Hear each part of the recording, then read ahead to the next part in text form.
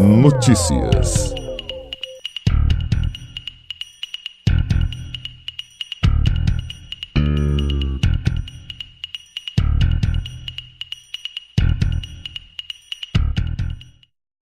Comigo aqui com a gente agora, 12 horas 12 minutos, notícia no Balanço Geral Sergipe, aqui pela TV Atalaia não para. Vamos chamar agora Valéria Santana, que está ao vivo lá na Assembleia Legislativa de Sergipe, com as informações aqui trazendo para a gente. Valéria, o que ocorreu hoje aí na Assembleia Legislativa? Está todo mundo na expectativa da votação também do orçamento para o ano que vem, mas traga o panorama do que ocorreu aí na LESE. Boa tarde para você.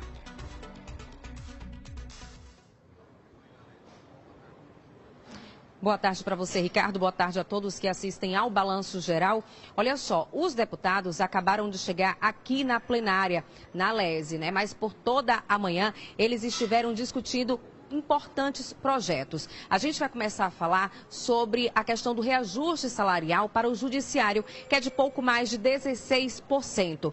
Quem vai falar para a gente sobre esse assunto, que foi discutido na Comissão da Constituição e Justiça, é George Passos, deputado. Seja muito bem-vindo, boa tarde. O senhor foi um dos que é contra a esse reajuste. Isso, boa tarde a todos que estão nos acompanhando. Votarei contra também aqui em plenário, tendo em vista a situação fiscal que se encontra o nosso Estado. Esse reajuste vai impactar, sim, também na conta do Poder Executivo, vai dificultar, inclusive, negociações entre o próprio Tribunal de Justiça e seus servidores, Ministério Público também, Procurador de Justiça, promotor e conselheiros do Tribunal de Contas, também vão receber esse reajuste de 16%, o que representa uma grande conquista, mas que mais ninguém vai conseguir nada em Sergipe em virtude desse aumento. Para manter o equilíbrio fiscal, como o próprio secretário da Fazenda disse ontem nessa casa, eu votarei contrário a essa matéria, esperando também que os nossos pares sigam no mesmo caminho. Muito obrigada, deputado. A deputada Ana Lúcia também foi contrário a esse projeto. Foram favoráveis ao aumento Luiz Mitidieri e Zezinho Guimarães. Outro assunto também polêmico aqui nesta manhã foi com relação a um projeto justamente do deputado, do capitão Samuel, que dá aí o título de cidadão sergipano ao presidente eleito Jair Bolsonaro. Foi bastante polêmico, né? E a deputada Ana Lúcia foi contrária. Por que dá esse título? Olha, pelo exemplo de 30 anos na vida pública, sem um cisco no olho em matéria de corrupção, Jair Bolsonaro esse é exemplo para o Brasil inteiro. Então, quando eu propus o título, ele nem candidato a presidente era. Então, eu dei por esse exemplo que ele dá para a política, também por ser um militar do Exército Brasileiro, capitão igual a mim. Já demos título a diversos generais do Exército Brasileiro aqui na Assembleia Legislativa. E o motivo de propor foi justamente o exemplo de vida do Jair Bolsonaro, hoje presidente de todos nós, esquerda e direita. Não é um presidente ideológico, é um presidente dos brasileiros. Jair Bolsonaro já esteve aqui visitando o Estado? Já esteve aqui e acredito que no São João, que é uma festa cultural do povo sergipano, ele possa vir aqui. Estamos com as tratativas para vir receber esse título de cidadão sergipano e ajudar o povo sergipano e o povo nordestino, que precisa muito da mão da presidência da República. Muito obrigada, capitão Samuel. E olha só, Ricardo, sobre a questão da reforma administrativa, o projeto será entregue hoje aos gabinetes e só entrará em votação na semana que vem. Agora à tarde, como a gente pode observar ali, vai começar já as votações dos projetos que foram aprovados na Comissão da Constituição e Justiça. Daqui a pouquinho começam as votações. É com você, Ricardo. Obrigado, Valéria Santana, direto da Assembleia Legislativa de Sergipe. Lembrando o seguinte, ela falou do aumento aí do judiciário, ninguém encontra aumento para ninguém. A grande preocupação é o efeito cascata que isso vai causar e os servidores que estão sem aumento há muito tempo. Todo mundo fica preocupado com isso. Vai ter quem ganha salário mínimo nacional, por exemplo. Quanto vai ser? Quando vai ter um reajuste semelhante? 16%. Imagina isso. Essa é a grande preocupação. Primeiro, foi para os ministros lá do Supremo Tribunal Federal e isso tem causado um efeito cascata.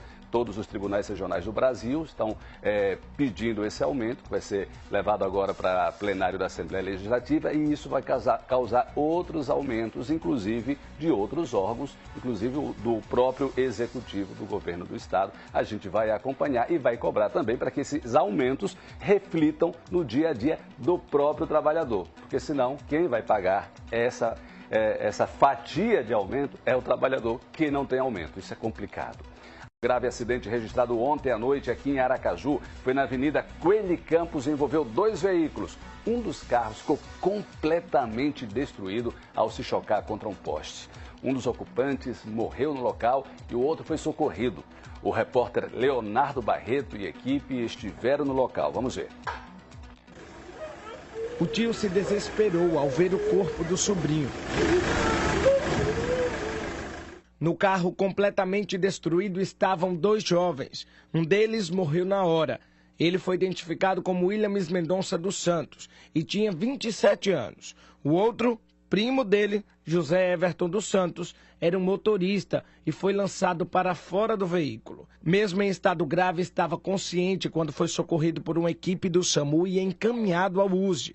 O acidente aconteceu por volta das 8 horas da noite dessa quarta-feira, na Avenida Coelho Campos, na altura do bairro Santo Antônio, e envolveu 2 veículos, um Palio e um Corsa Classic. O impacto foi muito forte, e infelizmente a estrutura do veículo não resistiu e ele sofreu um trauma grave justamente por isso. O impacto contra um poste, o veículo foi arremessado contra um poste, e assim, ele mesmo no banco do passageiro com cinto de segurança, mas o impacto lateral não foi favorável para ele. Segundo testemunhas, o motorista do Palio seguia pela Avenida Coelho Campos no sentido Gentil Tavares. Quando tentou fazer uma ultrapassagem, bateu na frente do Corsa e se chocou contra este poste. O acidente teria sido provocado por uma discussão no trânsito. E aí, pelo que se percebeu, é que ele trancou o outro carro. E minha colega disse que quando viu, já estava... Quando ela viu, só viu ele passando pela frente do carro dela e batendo aí. Os ocupantes do Corsa, ainda assustados, não sabiam descrever o que tinha acontecido. Foi rápido, muito rápido. Quando eu vi, já foi rodando. Já rodou na sua frente. Cerca de 2 horas depois do acidente, equipes da Polícia Militar, SMTT e do Corpo de Bombeiros ainda trabalhavam no local. Não é todo dia dentro da cidade que a gente presencia um fato triste como esse. Ceifou uma vida, um jovem de 27 anos, que infelizmente não vai poder estar no seio da sua família. Vocês receberam a informação de que tudo isso aqui teria sido provocado por uma discussão no trânsito? Não recebemos, não tivemos essa informação. O que nós pudemos apurar é que foi uma manobra realizada onde houve um choque entre 2 veículos, perdeu o controle vindo a se chocar com o poste. A partir daqui agora conduziremos o outro condutor envolvido para a delegacia, né, já que o outro foi vitimado, foi conduzido ao hospital. E vamos levar o condutor de um dos veículos para a delegacia para ele prestar maiores informações ao delegado, certo? E nós aqui no local estamos pegando todas as informações possíveis para que possa informar também lá o delegado. Lamentável, realmente, como disse o agente da SMTT, não é comum esse tipo de acidente ocorrer aqui, mas infelizmente ocorreu com uma pessoa morta. O motorista que ficou ferido, José Everton dos Santos, de 31 anos, está internado no Hospital de Urgência de Sergipe, passou por uma cirurgia, está na ala verde trauma. O quadro dele, segundo o hospital, é estável. Vamos chamar Sara Medeiros para falar de um outro caso que repercutiu bastante aqui em Sergipe, chocou muita gente. Sara Medeiros está lá no DAGV e vai trazer as informações sobre uma prisão. Com você, Sara.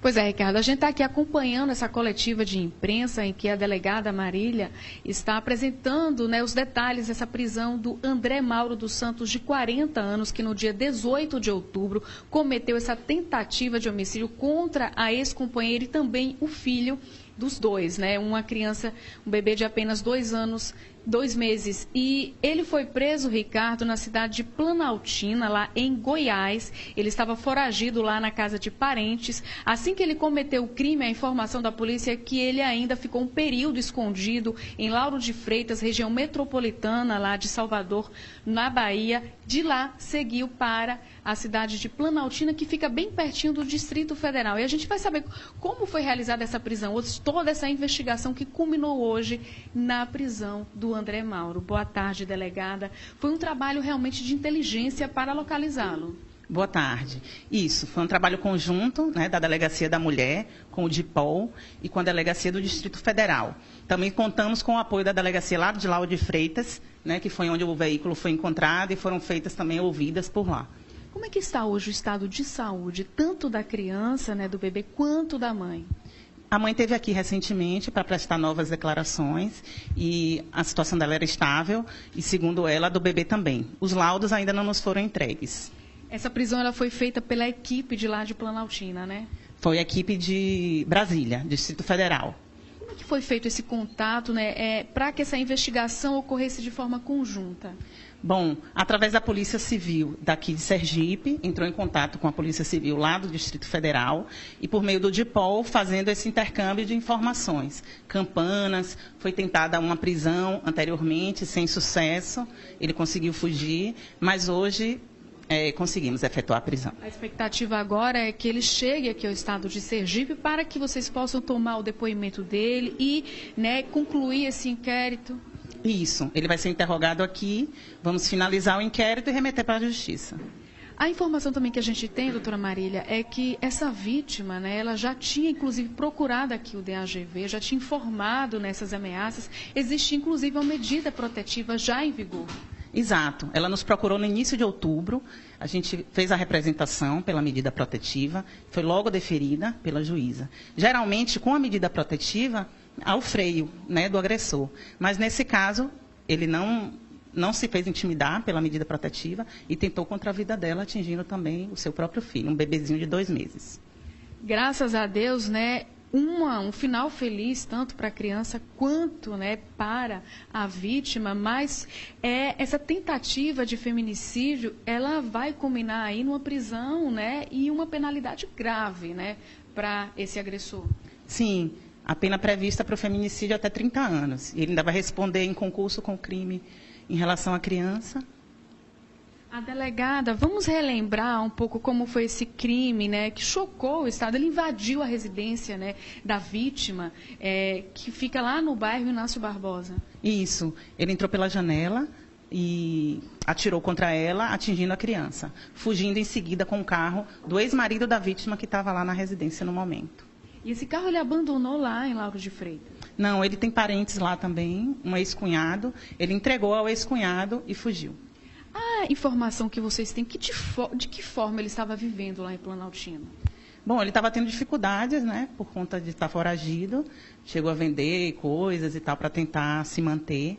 Então, ele estava tendo dificuldade. Outra pergunta assim, que fica, né, na interrogação é por que mesmo, né, com essa medida protetiva, por que mesmo com todo o aparato da polícia, esses homens, infelizmente, eles agem, né? Acontece. Geralmente, como eu falei, com a medida, há um freio, né? Eles sabem que se aproximar da vítima, se mandarem mensagens ou qualquer coisa do tipo, eles vão ser presos.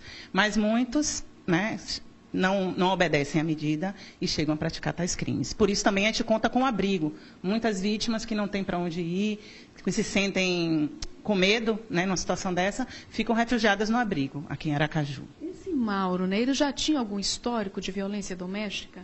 De violência doméstica, assim, registrado aqui não. Mas, pelo relato da vítima, ela já tinha agredido ela anteriormente e com outras parceiras também. Essa pena para a tentativa de feminicídio, ela vai até quantos anos? Até 30 anos, a do feminicídio. E agora vocês estão na expectativa, tem uma data, ele vai chegar ainda essa semana ou na próxima semana aqui em Sergipe? A previsão é de irmos buscar ele amanhã, mas não está nada ainda definido. Ele vai continuar preso, né? Sim, com certeza. Doutora Marília, muito obrigada pela entrevista, pelas informações. Ricardo? Obrigado, Sara Medeiros, por sua participação. Obrigado, a delegada também, todos os policiais civis que estão investigando esse caso, que conseguiram a elucidação, a prisão do André Mauro. Vou aqui para a câmera. André Mauro, não sei se você lembra, foi 18 de outubro deste ano, essa dupla tentativa de homicídio. Esse rapaz aí, ó, ele atirou na mulher e atingiu também a criança. Os dois ficaram internados, ainda bem que passam bem, conseguiram sobreviver. Ele fugiu, foi preso lá em Paulatina